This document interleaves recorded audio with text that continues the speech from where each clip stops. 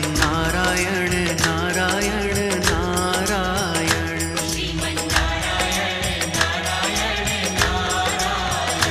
बोलो नारायण नारायण नारायण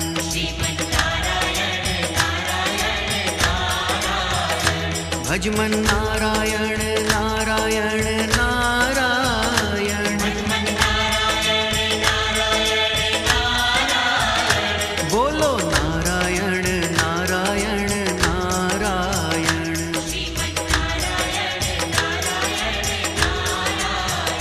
श्रीमन नारायण नारायण नारायण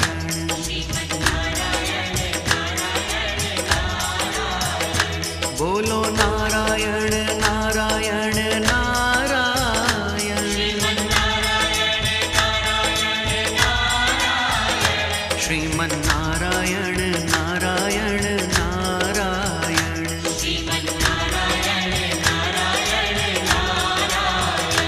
भजमन नारायण नारायण नारायण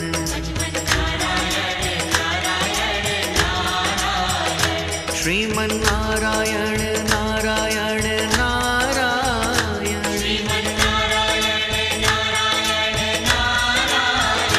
बोलो नारायण नारायण नारायण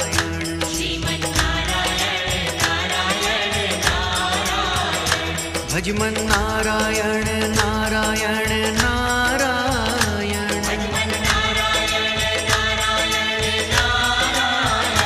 श्रीमन नारायण नारायण नारायण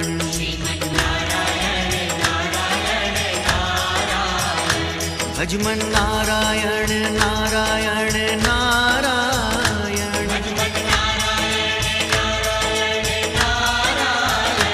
बोलो नारायण नारायण नारायण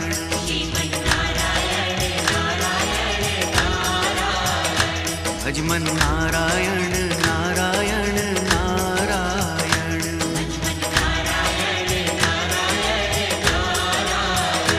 भजमन नारायण नारायण नारायण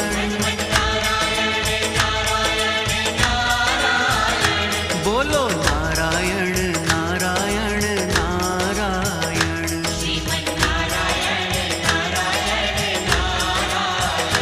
श्रीमन नारायण नारायण नारायण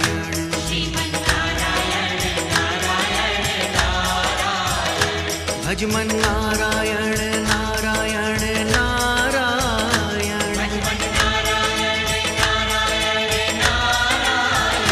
बोलो नारायण नारायण नारायण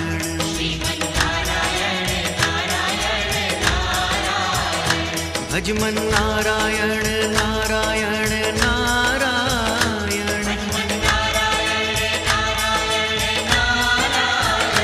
श्रीमन नारायण नारायण नारायण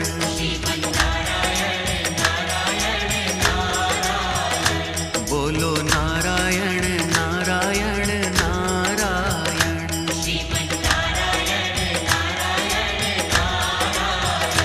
भजमन नारायण नारायण नारायण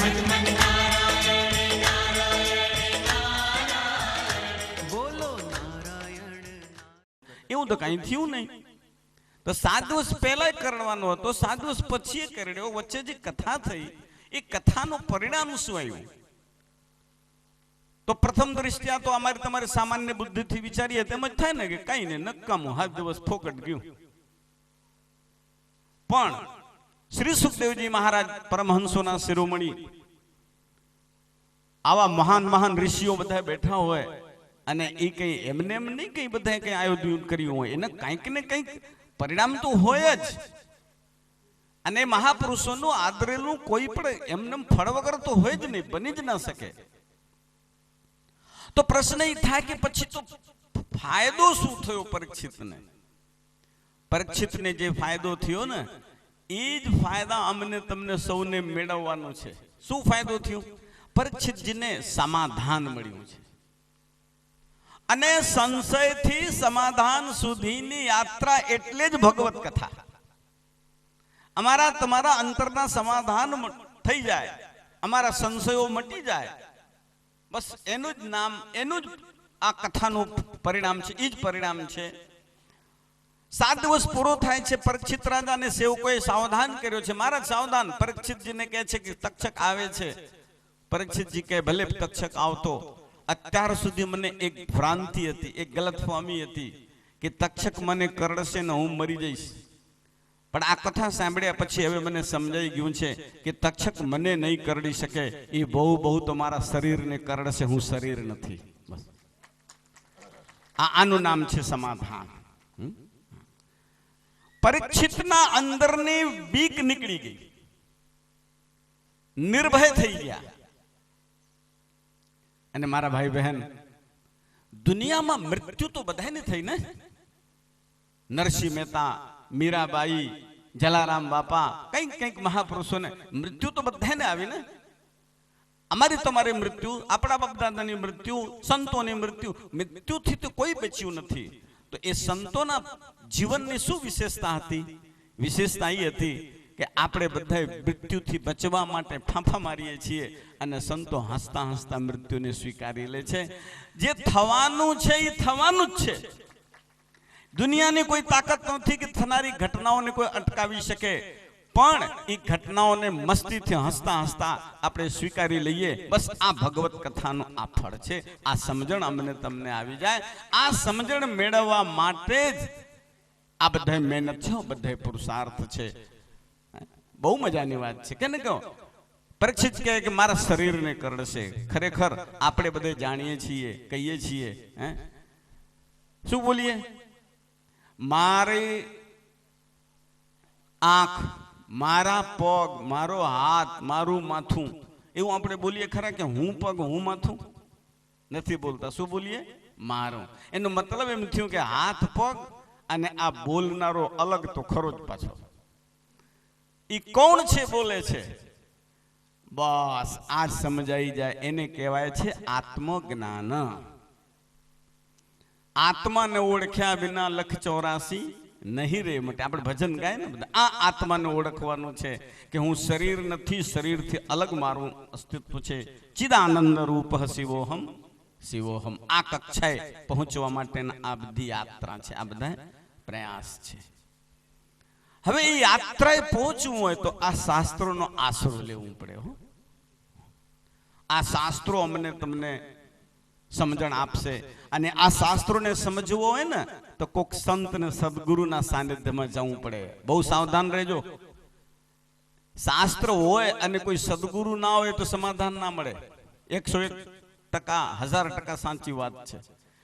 ચોપડી તો છોકરાઓની પાસે ઘરમાં હોય છે, પણ એ જ નોટબુક, એ ચોપડી લઈ જઈને નિશાળે જવું પડે અને નિશાળમાં જ ભણતર ચડે, ઘરમાં નથી ચડતું. રામાયણજી, ભાગવતજી તમારા ઘરમાં હોય, તમે વાંચી લ્યો, બહુ સારું. પણ એ તો કોક સદગુરુના નિશાળમાં જઈને એને વાંચવો પડે તો જ ચડે, નકર તો પછી ચડે નહીં. એટલે આ શાસ્ત્રની આવશ્યકતા છે અને શાસ્ત્રની સાથે સાથે કોક સદગુરુની આવશ્યકતા છે. મારા ભાઈ બહેન, અવારનવાર પ્રસંગો આવા થવા જ જોઈએ, સમજણપૂર્વક થવા જોઈએ, કંઈક ને કંઈક હેતુ ને લક્ષ્ય ને બરાબર સમજીને થવા જોઈએ. શ્રીમદ ભાગવતમાં એક ખાસ વાત, ધર્મના 4 પગ કહ્યા છે ભાગવતજીમાં. પરીક્ષિતના પ્રસંગમાં, કલયુગના પ્રસંગમાં મારા શ્રી કથા કહેશે, આવે છે, બધે જાણો જ છો. હવે એના સતયુગમાં 4 પગ હતા. હવે કલયુગમાં 1 પગ એનો સલામત રહ્યો છે અને એ પગ છે સત્ય વાળો પગ. હો પાછો મગજમાં ઉતરશે નહીં તમને બધાને. હું એ ધર્મની વ્યાખ્યામાં જાઉં તો સમય બહુ જશે, પણ બહુ સંક્ષેપમાં કહું છું કે ધર્મનો 1 પગ સલામત છે અને તે પગ છે સત્યનો પગ સલામત છે. મતલબ કે તમારે અમારે કલયુગમાં ધર્મનો આચરણ કરવો હોય, ધર્મને માનવું હોય તો તો જીવનમાં સત્યને સ્વીકારવું પડશે. આનો મતલબ સીધો સાદો એ થયો. પણ તમે બધા તો એક મતે આ વાતને કાપી નાખશો, વાતને ચોકડી મારી દેશો, ખોટું. આજે તો સાચનો જમાનો જ નથી. હે, અહીંયા હમણાં વોટ લેવામાં આવે ને તો બધા તમે બધા ફેલ કરશો કે આ ખોટી વાત. હવે ક્યાં સાચનો જમાનો છે? ભાગવતજી એમ કે છે કે સત્ય જ ભાગ સલામત રહ્યું છે. સત્યના આશ્રય લઈએ તો બીજું બધું સચવાઈ રહે. ધર્મને પામવું હોય તો એક સત્યનું પગ બાકી છે. અને અમે તમે કહીએ છીએ કે સત્યનો તો જમાનો જ નથી. તો આપણે હાચા કે ભાગવતજી હાચા? હવે પ્રશ્ન આવે ને, એવું તો ન જ કહેવાય ને કે ભાગવતજી બરાબર નહીં અમે બરાબર છીએ. તમે કહેતા હો તો ભલે, એવી તો આપણાથી એવી રીતે ગુસ્તાકી જ ન જ થાય ને કે ભાઈ અમે હાચા છીએ. તો પ્રશ્ન એ આવે કે આવું તમે અમે કેમ આવું કહેતા આવીએ છીએ કે ભાઈ કે સત્યનો જમાનો નથી, સત્યનો જમાનો નથી? હે, કારણ કે આપણે બરાબર સત્યને સમજ્યા નથી. અને આજુબાજુ થતી ઘટનાઓને આપણે જોતા હોઈએ ને તો એના આધારે કહેતા હોઈએ છીએ કે આમ થાય છે ને આમ થાય. બને કેવું, આપણા ઓળખાણમાં બે માણસ હોય, આપણા ગામમાં બે માણસ હોય, કોઈ બાબતમાં તકરાર થઈ હોય તો એકને આપણે કહીએ છીએ કે સાચો છે ને એકને કહીએ કે ખોટો છે. પરિણામ આવે એટલે ખોટો હોય એ ફાવી ગયો હોય તો આપણે શું જાહેર કરીએ કે જો સાચો માણસ માર્યો ગયો અને ખોટો ફાવી ગયો. હકીકતમાં એ સાચા ને ખોટાની લડાઈ નથી હોતી. ખોટા તો બે હોય છે, પણ એક ઓછો ખોટો હોય છે ને એક વધારે ખોટો હોય છે. તમે બધા અધ્યયન કરજો પાછા. હું જે વાત કહું છું સર્વે કરજો. એક 90% ખોટો, એક 10% ખોટો. ખોટા બે, પણ જે 10% ખોટો હોય ને એને અમે સાચા ગણી લઈએ છીએ. કારણ કે ઓની સરખામણીમાં આ સારો ને પાછો, બેને કોમ્પેરિઝનમાં આ સારો. એટલે આપણે કહીએ આને સાચો છે ને પેલાને તો ખોટો છે જ. અને એ પરિણામ આવે તો આપણે કહીએ કે જો સાચો માર્યો ગયો ને ખોટો ફાવી ગયો. ખોટી વાત છે. બે ખોટાની લડાઈ હતી, એમાં એક વધારે ખોટો એક ઓછો ખોટો. એ નિયમ છે કે જે તાકાતવાળો હોય જીતી જાય, વધારે ખોટો વાળો ફાવી ગયો. ને આપણે કહીએ કે ખોટો ફાવી ગયો ને હાચો માર્યો ગયો. હાચો નથી માર્યો ગયો, ખોટો જ માર્યો ગયો છે. 100% સાચું હોય ને તો દુનિયાની કોઈ તાકાત નથી કે વ્યક્તિને હરાવી શકે. તમે ખોટું કરીને કદાચ સંપત્તિ મેળવી શકશો, તમે ખોટું કરીને સમૃદ્ધિ મેળવી શકશો, પણ તમે શાંતિ નહીં મેળવી શકો. આ એ નોંધી લેજો. શાંતિ ના મળે. ખોટું કરીને આવું બધું મળે પણ શાંતિ ના મળે. અને જેને શાંતિ ના મળ્યું ને એ જીવન છે ને એનું બધું અકારથ જ જાય. રાત દિવસ અજંપામાં જીવવું, ટેન્શનમાં જીવવું, કઈ સલામતી નહીં, કઈ માણસને જરાય પણ ધરપત નહીં હોય, એ કઈ જીવનનું કઈ મતલબ છે? જો આનંદ સંત ફકીર કરે વહ આનંદ નહીં અમીરી મેં. એ યાત્રાએ જવાનું છે. હવે બને એવું છે કે આપણા સત્યમાં થોડું ઘણું ભેળસેળ કરી નાખીએ ને તો કોઈને ખબર તો પડે નહીં. અને પછી આપણે હાચા થઈને ફરીએ, હું વાંચો પણ થોડુંક ભેળસેળ છે. 5 કિલો ઘરાવું ઘીમાં 100 ગ્રામ વેજીટેબલ ભળી ગયું હોય તો 12 વાળાને કઈ ખબર પડે નહીં, પણ ભેળવનારને તો ખબર પડે ને કે આમાં 100% સાચું નથી. એમ અમારા તમારા સત્યમાં થોડું ઘણું ભેળસેળ અમે કરી દઈએ છીએ અને પછી કહીએ છીએ કે જો ભાઈ કે અમારો ઘી ચોખ્ખો નથી, ભેળસેળ વાળો છે. અને એનું પરિણામ કોઈ દિવસ હારો ના આવે.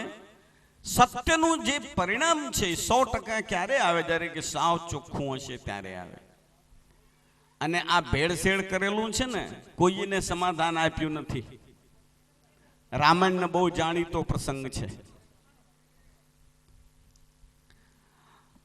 અચ્છા ચાલો, તમે બધા રામાયણની કથા વારંવાર સાંભળો છો. મહારાજ દશરથ બહુ સારા રાજા છે, સત્યવાદી છે, આખું રાજ પરિવાર બરાબર છે. રામાયણમાં તો લખ્યું છે કે ધર્મ ધુરંધર જ્ઞાની, ધર્મ ધુરંધર મહારાજ દશરથ છે. પણ એમના જીવન, એના પરિવારનું અંતિમ પરિણામ છે બહુ સારું દેખાતું નથી. બધું રમણ ભમણ થઈ ગયું હોય. એવા માણસ છે ને, આવો મહા વ્યક્તિ છે ને, છે ને, એ મરે છે ને તો એ અઝમ અબગ શું કહેવાય ઉપાધિમાં ને ઉપાધિમાં મરી જાય છે. હે એ પરિવાર બધું કેમ આમ ખેદાન મેદાન થયું? માફ કરજો, એનું પરિણામ પછી પણ સારું ના રહ્યું.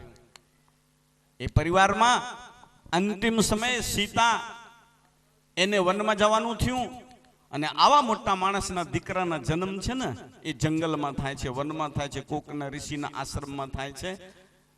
સામાન્ય તમારી પાસે સગવડ હોય ને તો તમે કેટલી બધી તૈયારીઓ કરો અગાઉથી બધાય. અને આવડા મોટા મહાન એના દીકરાઓના જન્મ આવા જંગલમાં થાય, એક ઋષિના આશ્રમમાં થાય. છેલ્લી ઘડીએ સીતાને પણ એ પરિવારથી નોખું થવું પડે. મારું કહેવાનો મતલબ એ છે કે બહુ સારું અંતિમ સુધીનું પરિણામ બહુ સારું દેખાતું નથી. આ બધા ધર્મના આચરણ કરનારાઓની વચ્ચે આવી ઘટના ઘટી કેમ? એનું એક જ કારણ છે મારી દૃષ્ટિએ કે એમાં 100% સાચાની જગ્યાએ છે ને થોડું ભેળસેળ કરવાનું કામ થયું ને એટલે આ પરિસ્થિતિ આવી. અને દાખલા તો મોટા માણસનો જ લેવાય પાછા. હા, એટલે દાખલા તો આપણે દશરથ ના લઈએ, આપણે અયોધ્યાના દાખલા લઈએ ને આપણે. ચાલો ભેળસેળ ક્યાં થયું એક આપણે એને હું એ તરફ લઈ જાઉં તમને. ભગવાન રામના રાજ્યાભિષેકની તૈયારી ચાલે છે અને એમના સગા ભાઈને દશરથજી પોતાના સગા દીકરાને ભરતને સમાચાર આપતા નથી અને તેડાવતા નથી. સામાન્ય નાનો એવો પ્રસંગ હોય ને તમારા ઘરે તોય તમારા કુટુંબીઓને તમે સંભાળો છો. અને આ તો રાજ્ય સત્તા પરિવર્તનનો બહુ મોટો પ્રસંગ હોય. અહીંયા શપથવિધિ થતી હોય ને, શપથવિધિ 5 વર્ષ માટે આવતા હોય, એ વળી કેટલા દિવસે નક્કી નહીં તો લાખો માણસોને મેદની ભેગી થાય, કારણ કે હું સત્યની શપથ લે છે. બધાને સાક્ષી કેવડો મોટો ઉત્સવ ઉજવાય છે આ પ્રધાનોના અને બધાના. અને આ તો આજીવન રાજા રહેવાના. અમારે આ મહંત પદની નિમણૂક થાય ને, મહંત નિમાય ને તો ઉત્સવ ઉજવે અમારા મઠોમાં. કેમ? એવાનું રાજા નક્કી થાય છે, નિમણૂક થાય છે ને તિલક થાય છે. આવડા મોટા ઉત્સવ ઉજવવાનું છે અને પોતાના દીકરાને સમાચાર નહીં, પોતાના સસરાને સમાચાર નહીં. અરે ભાઈ કૈકેયીના પિતાને સમાચાર તો આપવું જોઈએ જ ના, સગા સંબંધીઓને તેડાવવું જોઈએ. પણ આવું દશરથજી કંઈ કરતા દેખાતા નથી. પ્રશ્ન એ આવે તો પછી આમાં કારણ શું? એમાં કંઈક દાળમાં કાળું તો છે, અને એ શું છે એને જાણવું હોય તો એક ગ્રંથ છે સત્યોપાખ્યાન. સત્યોપાખ્યાનમાં એવી ચર્ચા છે કે કૈકેયીજીના રૂપ ગુણના વખાણ સાંભળી દશરથજી સામેથી કૈકેયીજીના માંગુ લઈને ગયા છે કે આ તમારી દીકરી મને આપો. હું દશરથજીએ માંગણી કરી છે. ત્યારે કૈકેયીજીના પિતા કેકય મહારાજે કહ્યું કે મારે તમારે ત્યાં મારી દીકરી જાય એટલે તો મારું મોટું સદભાગ્ય છે. પણ મહારાજ મારે મનમાં એક પ્રશ્ન કે તમારે તો આટલી બધી રાણીઓ, એમાં મારી દીકરીનો ક્લાસ જ ક્યાં લાગે? કે સાથે સાથે બીજી વાત કહી દઉં તમને બધાને, એમ કે રાજા દશરથને 3 રાણીઓ હતી. 3 જ નહોતી, રાજા દશરથને 700 રાણીઓ હતી. હું મારા ઘરની વાત નથી કરતો, આ શાસ્ત્રના આધારે હું કહું છું. એટલે કૈકેયી મહારાજે કહ્યું કે મારે અમારી દીકરીનો ક્યાંય ક્લાસ લાગે, તમારે તો ઘણી બધી રાણીઓ છે, તો હું મારી દીકરી તમને આપું, પણ એક મારી શરત છે કે મારી દીકરીના દીકરાને તમે તમારો વારસદાર બનાવો તો હું મારી દીકરી તમને આપું, જેથી મારી દીકરી રાજમાતા તો કહેવાય. એનો રાજમાતાનો હોદ્દો તો મળે હું કને. અને દશરથ